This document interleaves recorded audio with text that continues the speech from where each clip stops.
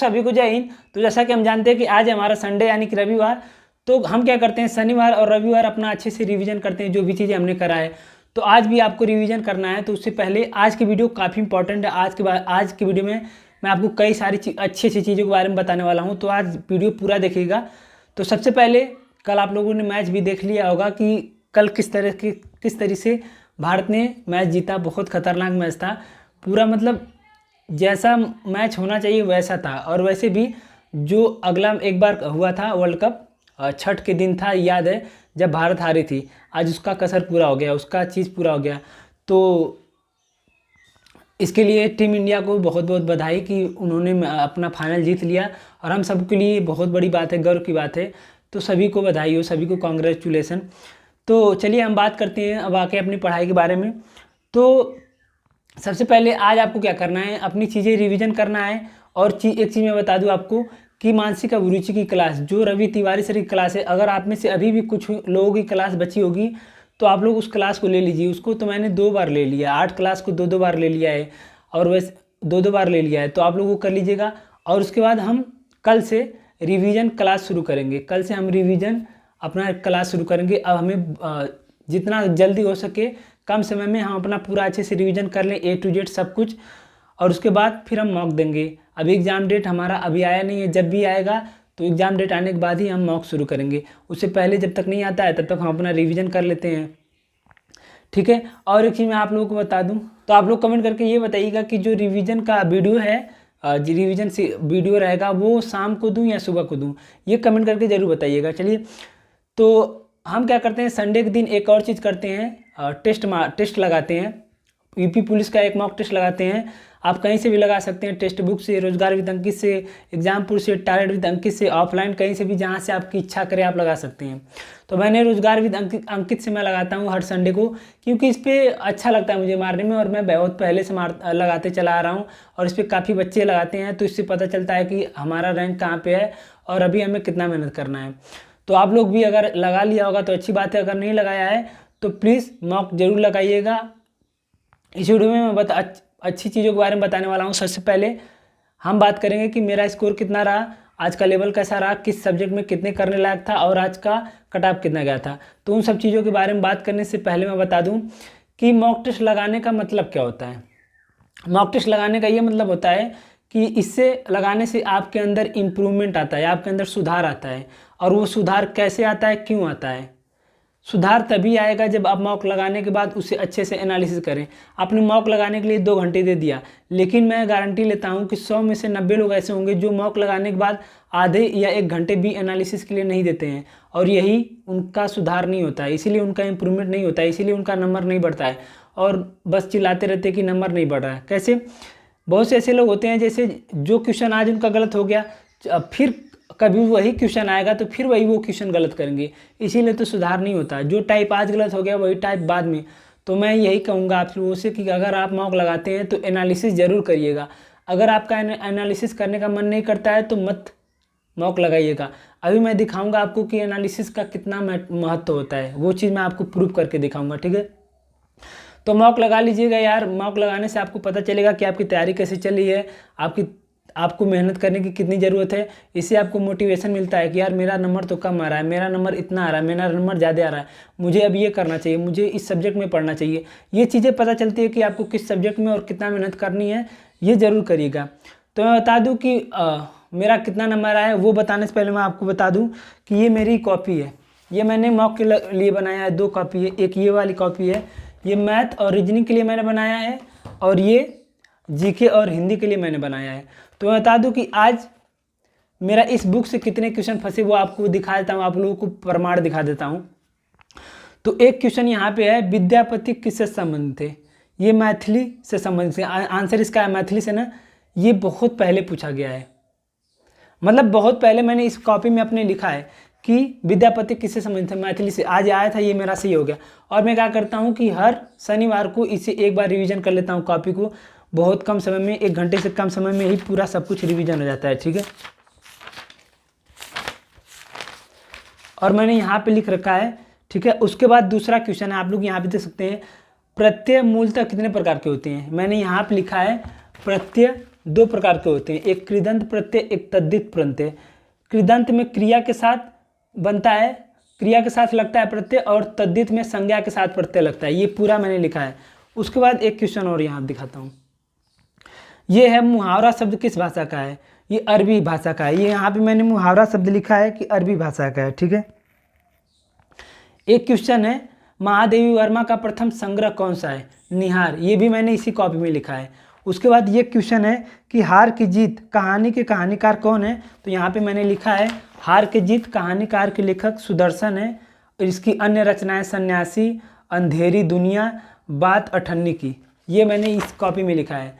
उसके बाद एक क्वेश्चन है कि रंग बरसे भीगे चुनर वाली गीत के रचनाकार कौन है? हालांकि सब लोग जानते हैं कि अमिताभ बच्चन जी ने इसको गाने में गाया था, लेकिन इसको मैंने लिखा है रंग बरसे भीगे चुनर वाली, हरिवंश राय बच्चन, और उसके नीचे इनकी सारी रचनाओं को लिखा है।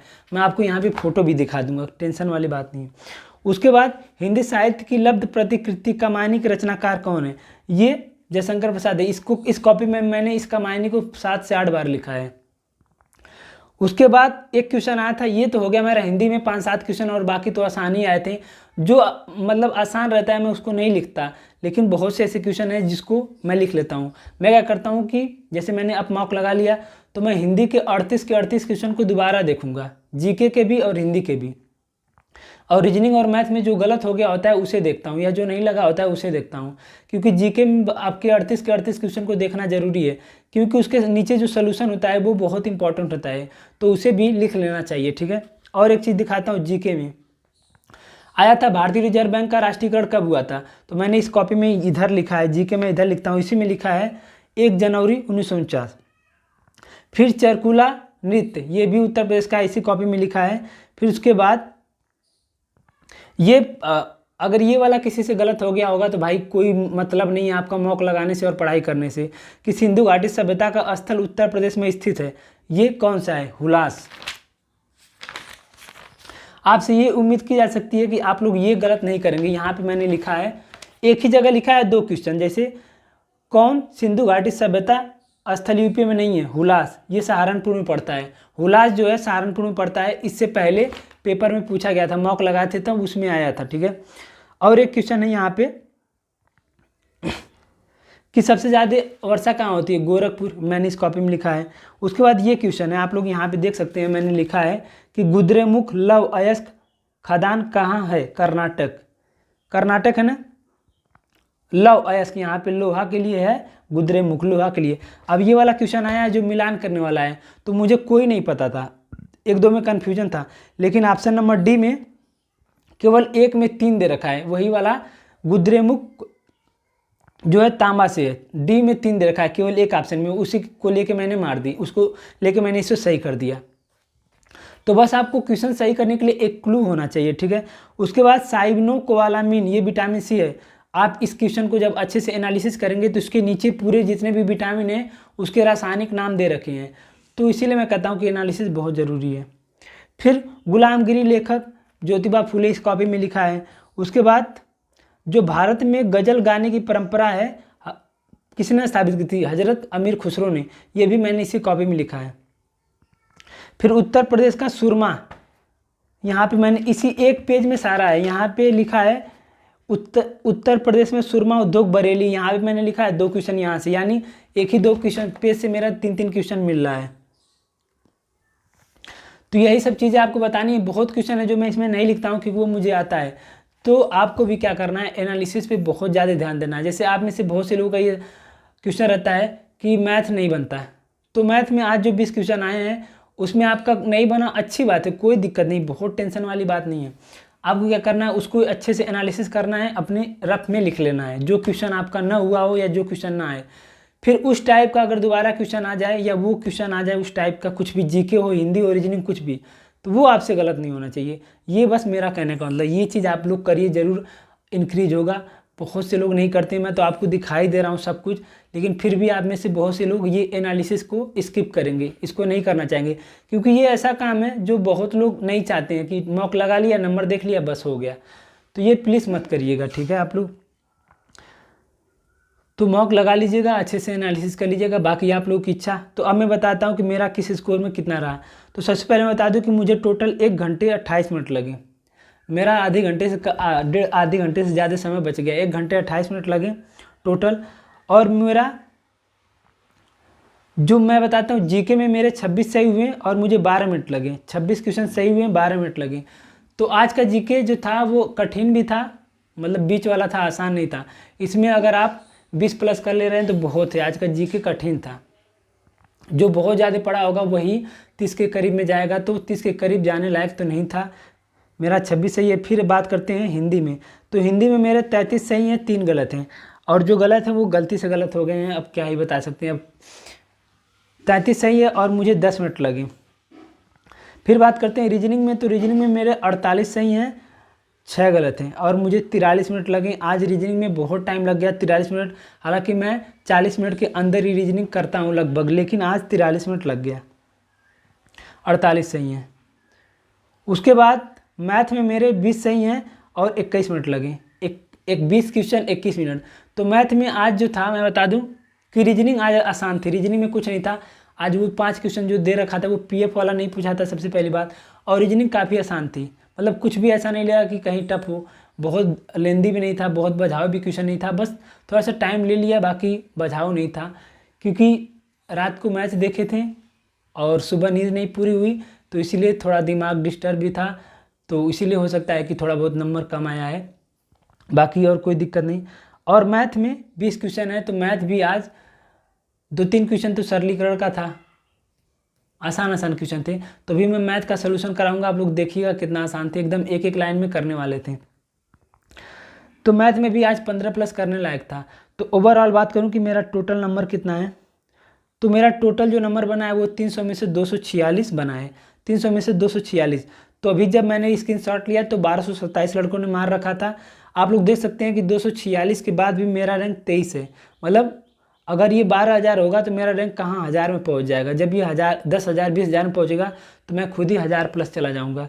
तो मतलब बहुत पढ़ने वाले लड़के हैं और बहुत मेहनत कर रहे हैं, तो आप लोग भी प्लीज़ मेहनत करिए। और एक बात बताऊँगा कि नंबर आपके कम आ रहे हैं, ज़्यादा आ रहे हैं, इसको लेके बहुत डिप्रेस नहीं होना है, बहुत टेंशन नहीं लेना है। अच्छे से एनालिसिस करना है, जहाँ कमी रहेगी उसे पूरा करना है, रिवीजन करना है, चीज़ों को देखना है कि आपका कहाँ गलत हो रहा है, कहाँ नंबर नहीं आ रहा है। जैसे बस चीज़ों को देखना। जैसे आज एक क्वेश्चन आया था जनगणना से, 2011-12 को ही हम अपना वो मानते हैं, जो आय का गणना वर्ष है उसे ही मानते हैं। ये जनगणना का एक क्वेश्चन है, ठीक है। तो ऐसे कर करके चीज़ें, जैसे संविधान में क्वेश्चन आया था कि मूल कर्तव्य कहाँ से पूछा गया था, एक आया था कि हम कब प्रधान बन सकते हैं, 21 साल में बन सकते हैं। तो ये सब क्वेश्चन बेसिक क्वेश्चन है। अगर ये सब चीज़ें आप गलत कर रहे हैं तो आपको ज़रूरत है रिवीजन की, एनालिसिस की, ठीक है। तो यही सब चीज़ें आपको बतानी थी। तो अगर बात करूँ कि आज का स्कोर का कट ऑफ कितना रहेगा, तो मैं तो हर बार यही कहता हूँ कि भाई कोशिश करो कि ये जो इसमें जब टेस्ट लगाने के बाद इसमें लिखता है कि क्लियर कट ऑफ, वो लिख दे तो ज़्यादा ही अच्छा है। नहीं तो हमेशा कोशिश करना 200 प्लस, कोई कुछ भी बताए 190 100 कुछ ना, 200 प्लस में जितना आप प्लस कर सको, तो हमेशा कोशिश बस ये करना 200 प्लस करने की, ठीक है। तो बस यही सब चीज़ें आपको बतानी थी। तो कल के लिए तैयार रहिएगा, कल से हम रिवीजन करने वाले हैं और अच्छे से करेंगे। तो मेहनत करते रहिए। सभी को जय हिंद।